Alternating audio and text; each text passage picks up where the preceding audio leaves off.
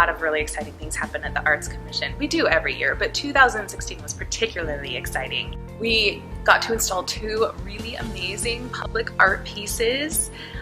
We sponsored some really great children's theater. We had our very first arts festival at Dairy Days, and the list goes on. We launched a program called Hand in Hand We Recycle. It's got a couple of aspects to it. One of them is that it's a mobile collection facility that we can take to events around the city, but it also stays over at the transfer station over on Franklin Road, and so people in apartments and other places that don't necessarily have residential recycling can bring their recycled materials to a central location for the benefit of the community. In May, we hosted If This Property Could Talk for National Historic Preservation Month. We had signs up along the historic properties in downtown talking a little bit about the early residents and then the architecture, just added some color and brought history alive for the month of May. And then we also hosted an artifacts night. A lot of the Historical Society's artifacts live in City Hall's basement because they're too delicate for light or to be viewed or touched often.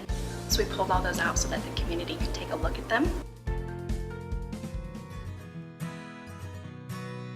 We had little infill projects that were less than 5 acres, and we had some projects that were over 100 acres.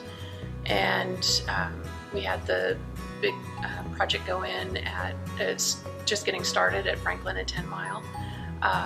And so I'm really impressed with the amount of detail that goes into all those size projects. Our MIAC is one of the biggest in the entire country. We're doing our best to implement change in the community and to make our mark. We traveled to Pittsburgh to go to the National League of Cities Conference where we shared our Do the Right campaign.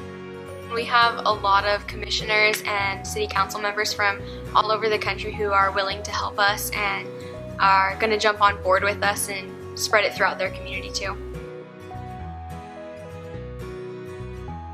The mayor started the Senior Advisory Board to get input from seniors. In the last year, we started a program where at no charge, we have safe driving class for seniors. The goal this year was the major goal was to get the resource guide scoped out, figure out what it is, get the ideas on paper, and then get it printed. So we're down to the bottom or the end of getting that done. We're really close. We're going to meet again, and then it's going to be time to print. We always review at the monthly meetings current or planned future highway project or street projects. It gives me an opportunity to serve the community and participate in a limited role.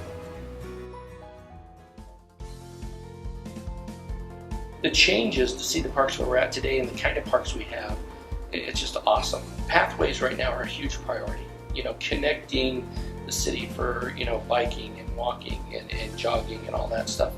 That is a really big thing for the city of Meridian. The other thing is we just finished a new master plan. So it's my third one.